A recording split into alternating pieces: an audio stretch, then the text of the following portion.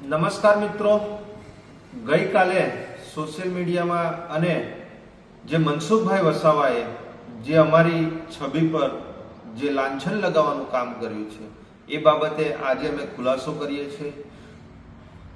વીરભદ્રસિંહ એ અમારો નાનો ભાઈ છે અને અમારા નાના ભાઈના ઘરે નર્મદા પોલીસ ત્યાં જાય છે અને ત્યાં ગાડી જે 11 જેટલા જે નાના કોટરિયા ત્યાં ગાડી એક થેલીમાં એક કાં તો એમના જ કોઈ માણસો મૂકી ગયા છે અને મનસુખભાઈ વસાવા દ્વારા મારા ભાઈ પર ખોટી એફઆઈઆર કરવામાં આવી અને એમાં નિરંજન વસાવાનું પણ નામનો સમાવેશ કરવામાં આવે કે 5 પેટી દારૂ છે.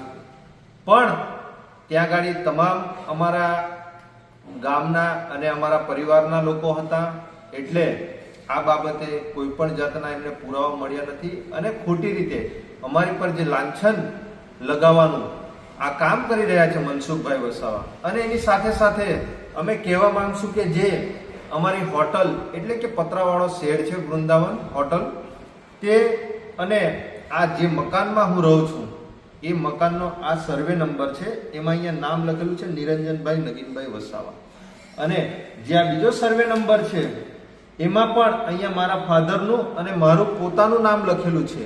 આ અમારી પોતાની માલિકીની જમીન છે અને એમાં આજે અમે ગ્રેજ્યુએટ હોવા છતાં પણ આજે અમારી પાસે આ સરકાર દ્વારા કોઈ ભરતી નથી કરવામાં આવતી. એના માટે અમે એક હોટલનો ધંધો અમે કરીએ છીએ પોતાનું જીવન ગુજરાન ચલાવવા માટે.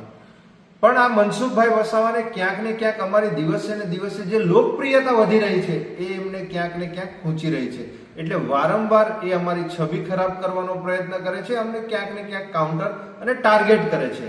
મનસુખભાઈ વસાવા તમારી સાથે જે જિલ્લા પ્રમુખ ફરે છે નર્મદા જિલ્લાના ભારતીય જનતા પાર્ટીના પ્રમુખ, જે અગાઉ મહામંત્રી હતા જિલ્લાના, એ પોતે અહીંયા ગાડી નર્મદા જિલ્લામાં નર્મદા પોલીસને સાથે રાખીને ગાડીની પેટ્રોલિંગ કરીને અને પોતે રાજપીપળામાં તેમજ સમગ્ર નર્મદા જિલ્લામાં એ લોકો મોટા મોટા કન્ટેનરો, આઈસર ગાડીઓ અને પિકઅપ ગાડીઓનું કટિંગ કરાવે છે અને સપ્લાય કરે છે.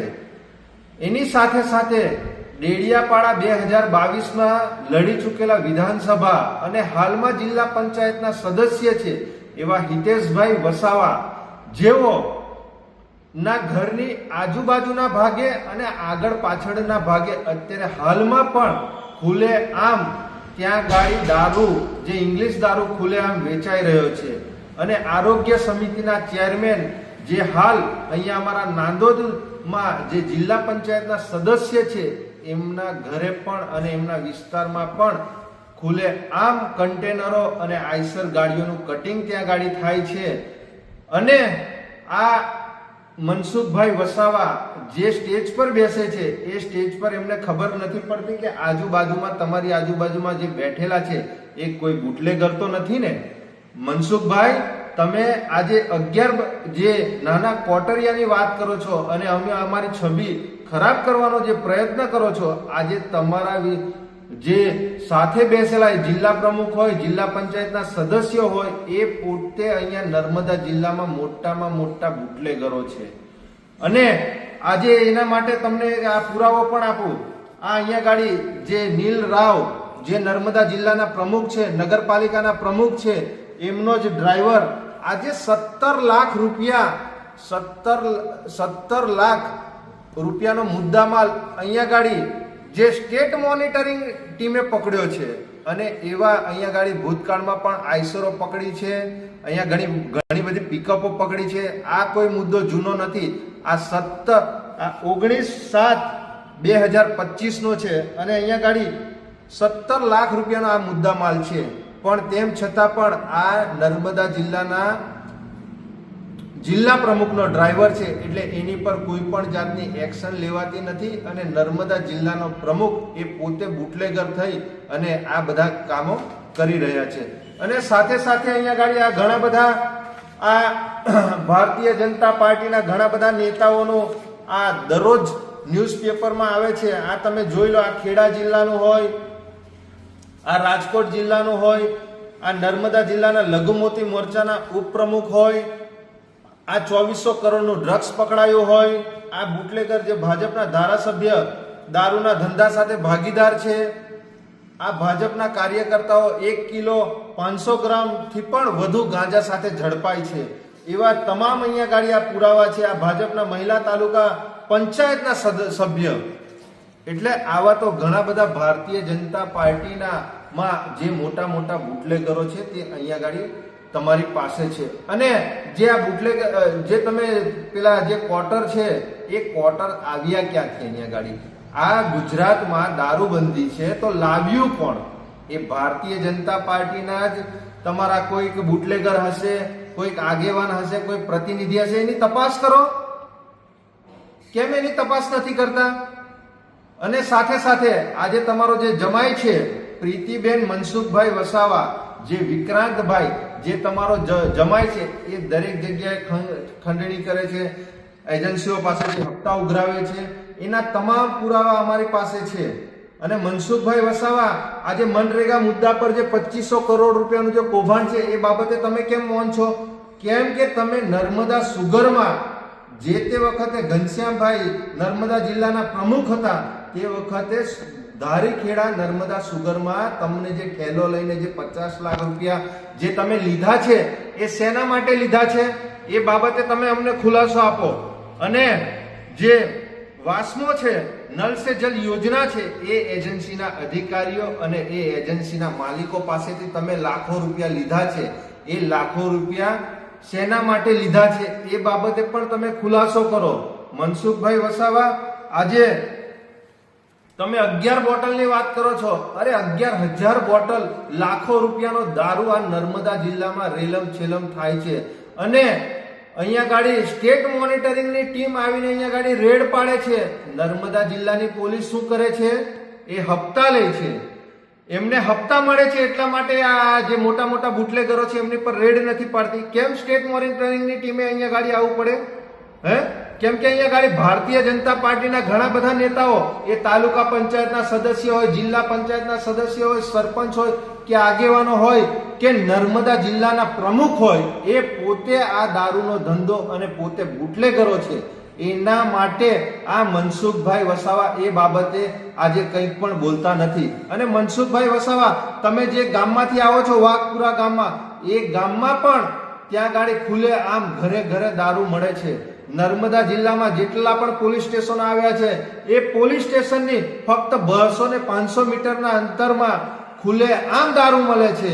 ખુલે આમ આંકડા જુગારનો ધંધો ચાલે છે. કેમ તે બાબતે કોઈ બોલતા નથી? કેમ કે ક્યાંક ને ક્યાંક અમને લાગી રહ્યું છે મનસુખ વસાવાને પણ ત્યાં ગાડી હપ્તા મળે છે, ભાજપના નેતાઓને પણ હપ્તા મળે છે, અને નર્મદા જિલ્લાની પોલીસને પણ હપ્તા મળે છે.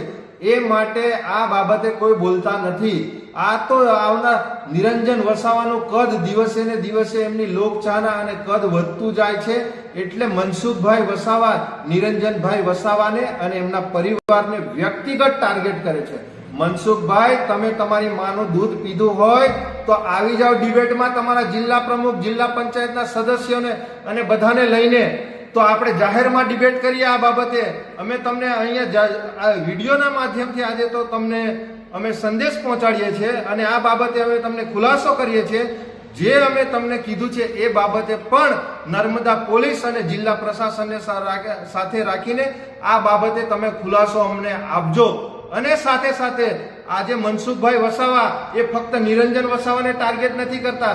ચૈતરભાઈ વસાવા ધારાસભ્ય છે, એમના પણ મકાનની વાત કરી હતી. એમણે એમના મકાનને તોડવાની વાત કરી હતી. છોટુભાઈને પણ ભૂતકાળમાં ટાર્ગેટ કર્યા હતા. આ ઝઘડિયાના જે રીતેશભાઈ વસાવા ધારાસભ્ય છે એમને પણ એમણે ટાર્ગેટ કર્યા હતા. હર્ષદભાઈ વસાવા હોય, દર્શનાબેન દેશમુખ હોય કે પછી શબ્દ શરણભાઈ તડવી હોય કે મોતીભાઈ વસાવા જે માજી ધારાસભ્ય છે ડેડિયાપાડાના, આ તમામ આગેવાનોને મનસુખભાઈ વસાવા એ ખોટી રીતે એમને ટાર્ગેટ કરે છે અને બદનામ કરે છે. પણ આ મનસુખભાઈ વસાવાને અમે કહેવા માંગીએ છીએ કે જો તમે તમારી માનું ખરેખર દૂધ પીધું હોય, છઠ્ઠીનું ધાવણ જો તમને ના યાદ કરાઈ જાય આ નિરંજન વસાવા, જો તમે વ્યક્તિગત જો અમારી સાથે લડશો તો આમને સામને આપણે, તમે કહો તે સ્થળ, તમે કહો તે તારીખ અને તમે કહો તે સમય, અમે અમારી ટીમ સાથે ત્યાં ગાડી હાજર રહીશું.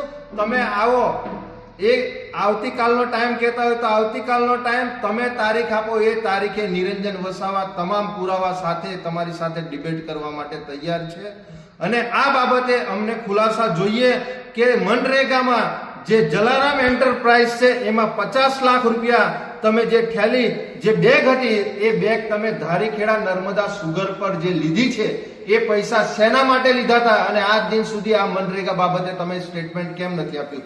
ભરૂચમાં તમે કહેતા હતા મનરેગાનું કૌભાંડ નથી થયું, ભરૂચમાં પણ કૌભાંડ થયું છે, નર્મદામાં પણ 400 કરોડથી વધુ કૌભાંડ થયું છે.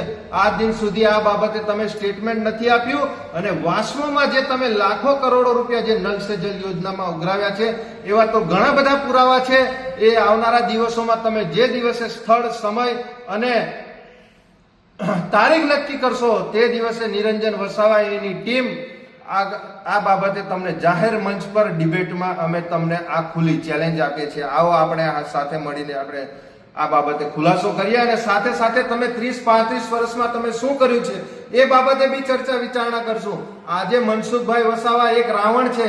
જેવી રીતે રાવણનો અંત એ ભલે રાજપાટ કરતો હતો પણ એનો અંત રામે કર્યો હતો, એવી રીતે આજે મનસુખભાઈ વસાવા જે 30-35 વર્ષથી સાંસદ છે એને પોતે ખબર પડી ગઈ છે કે મારું નથી સંગઠન સાંભળતું કે નથી કોઈ ધારાસભ્ય સાંભળતા કે નથી ગુજરાત કે કેન્દ્રની સરકાર સાંભળતી. એટલે મનસુખ વસાવા એ પોતે બોખલાઈ ગયેલા છે. એ શું બોલે છે, શું કરે છે એમને પોતે ખબર નથી. જેવી રીતે પેલો દીવો હોય, દીવા તળે અંધારું હોય, એવી આની પરિસ્થિતિ છે મનસુખભાઈની. જેવી રીતે દીવો ફફડે છે એવી રીતે આ મનસુખભાઈ પણ હવે હોલવાવાની તૈયારી છે. એટલે એ ફફડિયા કરે છે. પણ મનસુખભાઈ વસાવા, નિરંજનભાઈ વસાવા તમને ચેલેન્જ કરે છે કે તમે આવો, આપણે સાથે બેસીને આ દરેક પ્રશ્નો બાબતે આપણે આ ડિબેટમાં ચર્ચા કરીએ. હું મારી જમીનના આ તમામ પુરાવા અહીંયા ગાડી તમને અને સરકારને પણ અગાઉ અમે રજૂ કર્યા છે. તમે વારંવાર જિલ્લા સંકલનમાં તમામ અધિકારી શ્રીઓને પૂછો છો અને એમની પર દબાણ આપો છો. એસપી ને પણ તમે કાલે કહેતા હતા કે નિરંજન વસાવા પર ખોટી રીતે દારૂનો FIR કરી દે. પણ કુદરત અમારી સાથે છે. અમે કોઈ દિવસ કોઈનું ખોટું કર્યું નથી અને કોઈ દિવસ અમારું કુદરત પણ ખોટું નહીં કરે. એટલે આ તમામ પુરાવા અહીંયા ગાડી આજે મીડિયા સમક્ષ હું મારા નામજોગ જે મારી પ્રોપર્ટી છે એ અહીંયા ગાડી આ તમને દર્શાવી રહ્યો છું. નિરંજનભાઈ વસાવા, નર્મદા જિલ્લા પ્રમુખ, આમ આદમી પાર્ટી.